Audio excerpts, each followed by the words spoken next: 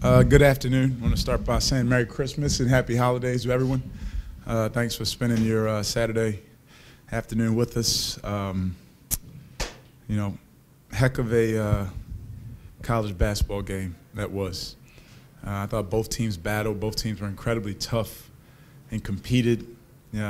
All basketball games are a game of runs. That was on display here today. Teams really fought, and really proud of our guys for just finding a way. Some guys with some tough shooting nights. Obviously, Butler had a world of adversity that they were facing. I don't know if that's been talked about themselves, but our guys just kept finding a way, competing, and finding a way to victory. These games right before Christmas, it's just like a championship game or a rivalry game almost. You need to do anything you can to find a way to win this game. When I was in college, we played Illinois on December 2nd or December 23rd every year, and we lost it my freshman year, and it was the most miserable Christmas of my life. Sitting in the dorms by myself, you feel yucky. And we swore to never lose another Christmas game. And I told that story to our players, and now we truly do get to have a Merry Christmas, some much-needed time off with our families, and we can recoup to play a tough Seton Hall team on January 3rd in the new year. Questions from the players? Actually, Jayden first. On the last play of regulation, did you kind of think you might have gotten fouled there? And obviously, what did you see to be able to get the ticket up on top? The last drive? Yeah. No, I don't think so. I didn't think so. No, it was no foul. I knew the play we wanted to get a shot for ticket, and we executed it to perfection. And he was ready there, knocked down the shot, and did what he did best. Ticket that ball goes to the net, go over your head.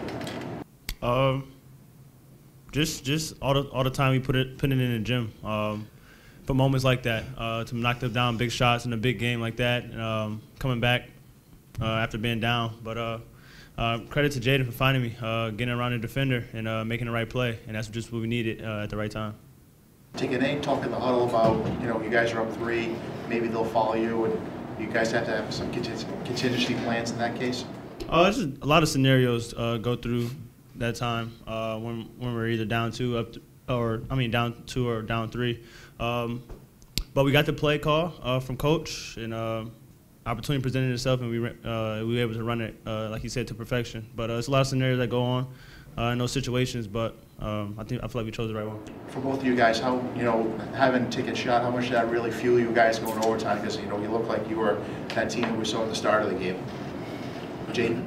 I would say that was big time. It gave us a sense of new life. I feel like throughout the game we kind of settled down and weren't playing with the same intensity as we did to start the game. But once he made that shot, I feel like everyone was locked in to win the next 5 minutes and gave it our all for the next 5 minutes going into this break.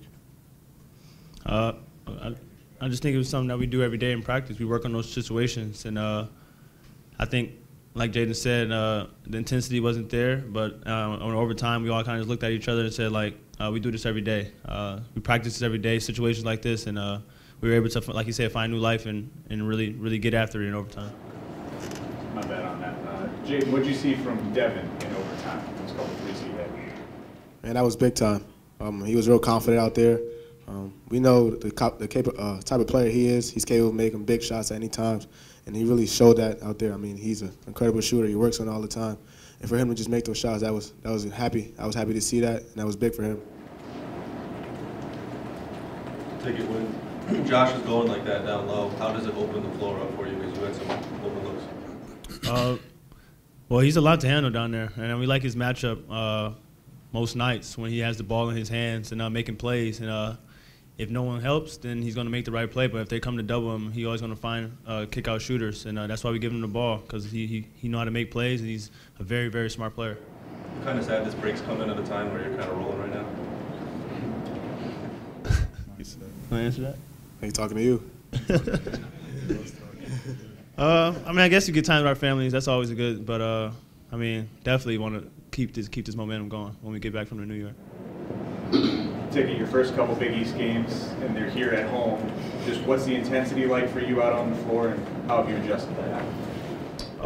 There was really no adjustment to it. I've been in college for a long time. I played a lot of places where the energy's high, the stakes are high, things like that. But just playing in the amp, I think it's second to none. It's crazy. It's crazy. It gets super loud in there when we get rolling, things like that.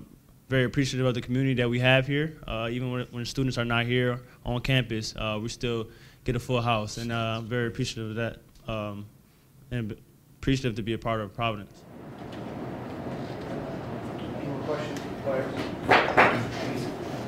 Merry Christmas, fellas.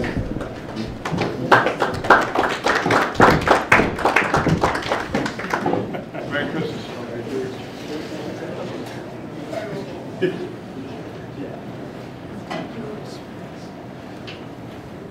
I never get a round of applause when I leave.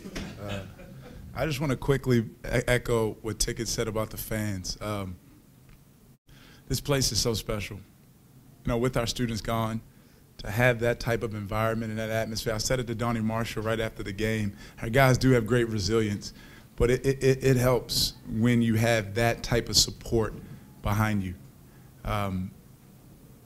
You know, I think our players take on the persona, the demeanor of people from Rhode Island, from the city of Providence, tough, resilient, never back down, overlooked, so what, no respect, we don't care, it's about us. And I'm feeling this team, this 97 team of Providence basketball, really getting connected and intertwined with this community. We truly are one.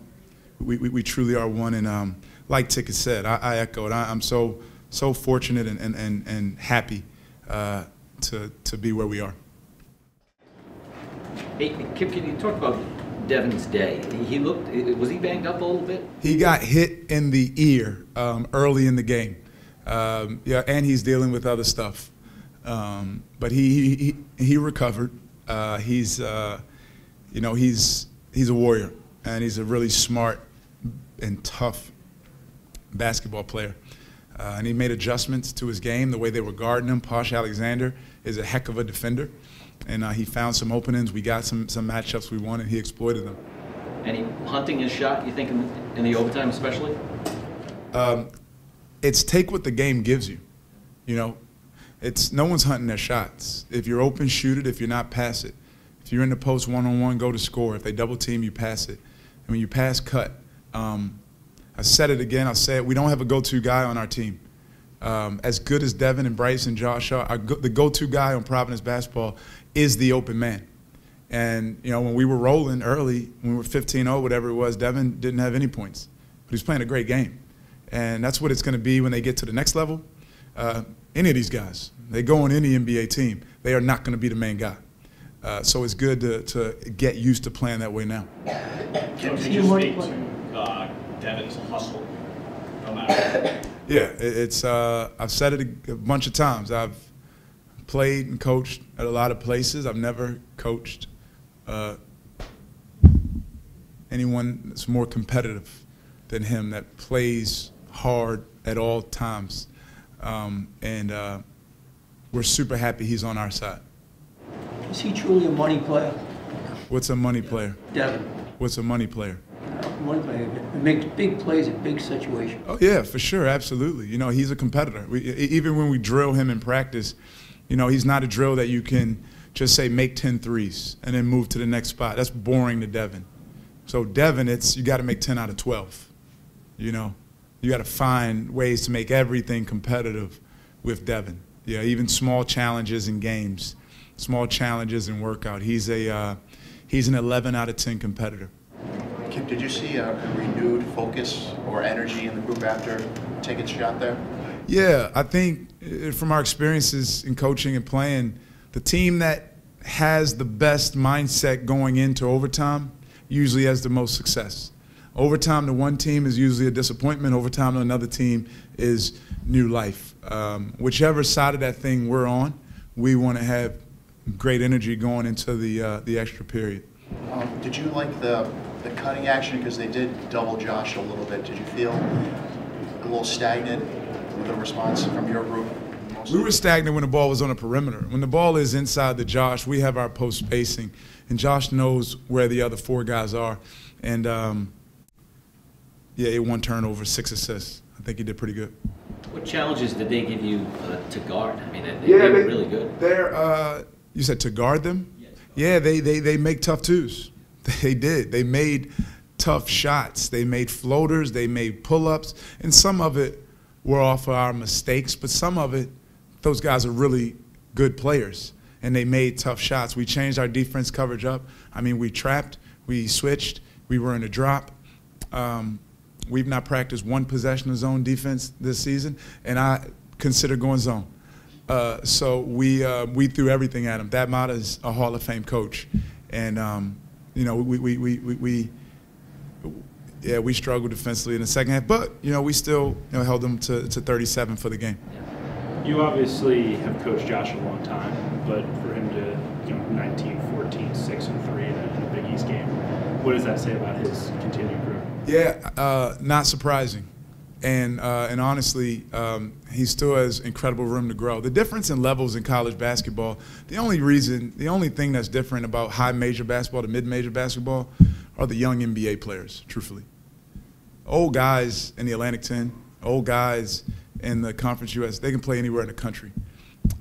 It's the young NBA talent and the bigs are usually the biggest difference between levels.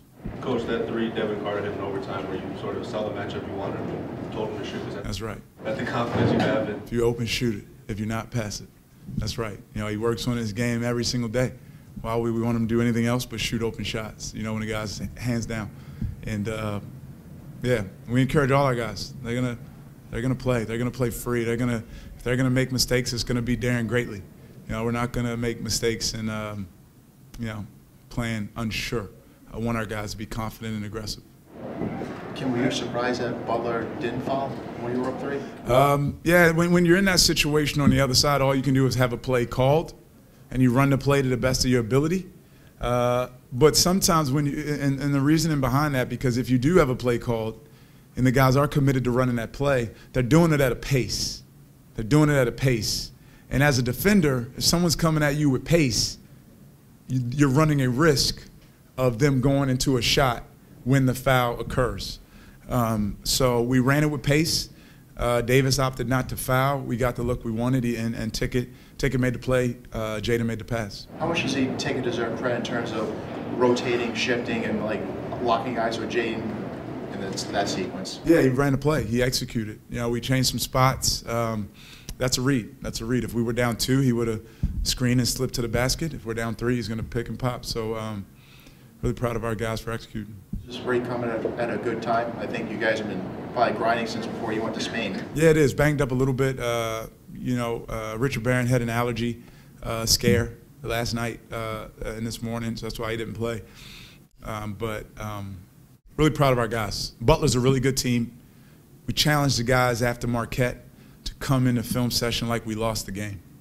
I read some Dan Hurley quotes to the guys after their Seton Hall game. We knew Marquette was going to have a serious film session and 2 big-time practices before Georgetown. We knew UConn, their national championship pedigree, was going to have 2 great days, before St. John's today. So we want to be where UConn and Marquette are.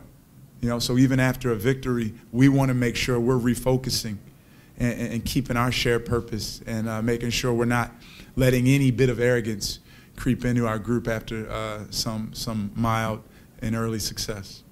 Kim, you've been with Ticket for a long time. Can you speak to the intangibles that he brings and the clutch and how much trust you have in him? Yeah, I've been with him. I was there when he got out of his car door, his first freshman summer at Tennessee, and I'm going to enjoy the heck out of these last 19 guaranteed games we have.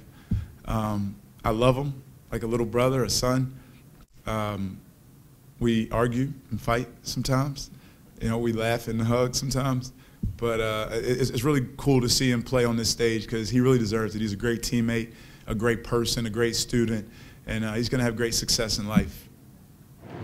Kim, you said you want to be where Marquette and UConn are. That's in the top 25. Do you feel like you should be there on Monday?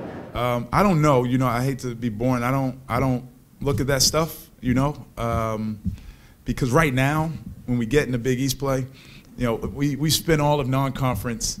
Nate Tomlinson, I call him Net Tomlinson, and Steve Napalillo is Steve Netalillo. He's all in on the metrics, and wherever you are. But once you get to league play, just win, and all that stuff will take care of itself.